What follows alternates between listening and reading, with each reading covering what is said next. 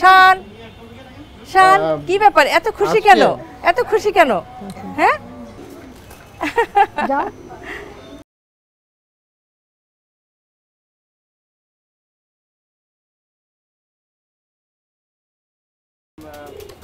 বাবা বাবা, দেখেছো কি আদর? হ্যাঁ, মাকে কি আদরটা করছে।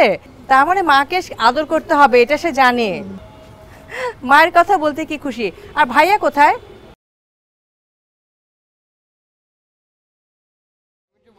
ও বাবা, ও বাবা, শান ভাইয়া কোথায়? বাবা মায়ের সাথে কত খাতির, মায়ের সাথে কত খাতির। উরি বাবা, উরি বাবা। দর্শক, আপনারা এতক্ষণ দেখলেন শান কিভাবে তার মাকে আদর করলো। আচ্ছা স্বামী, তোমার কথা তো সে খুব সুন্দর করে শোনে, মানে তুমি যেভাবে বলো সেভাবেই করে। তুমি কি শানের কথা বুঝতে পারো? হ্যাঁ, আমি অনেক সময় বুঝতে পারি ওর কথা, যে কি বলে না বলে আমি ওর কথা বুঝতে পারি। আচ্ছা, কি চায় না চায় সব হ্যাঁ। কিভাবে বোঝো একটু বলো তো আমাদের দর্শকদের উদ্দেশ্যে। ও যখন আমাকে থাকে বেশিরভাগ টাইমে ওকে ভাতটা মাখাই, চুপচাপ খেয়ে নেয়। তুমি ভাত মাখিয়ে দাও? আচ্ছা, ও বোঝে যে বড় ভাইয়া তাকে অনেক আদর করে। তোমার সাথে খেলতে চায় শান? হ্যাঁ, ওই সময় খেলতে চাই। কি ধরনের খেলাধুলা তোমরা করো? মানে একটা ক্রিকেট ব্যাট আছে আর বল আছে, আমরা খেলি। শান বল করে না ব্যাটিং করে? ও বল মানে, আমি ব্যাটিং করি। শানের পছন্দ কি তুমি বলতে পারো?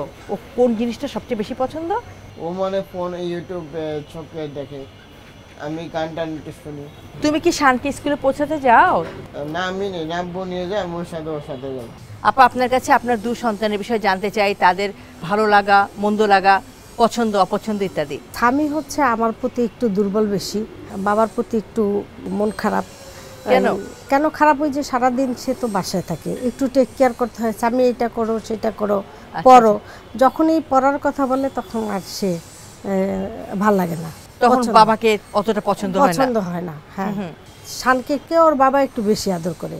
ও তো কথা বলতে পারে না, একটা চোখেও দেখে না। তুমি তো বলতে পারো, তুমি নিতে পারো, তুমি সব কিছু করতে পারো, কিন্তু ও সেটা বুঝতে নারাজ। ছেলেদের কোন কোন গুণগুলো অনেক ভালো লাগে, কোন কোন সীমাবদ্ধতা অনেক বেশি কষ্ট দেয় মা হিসেবে আপনাকে?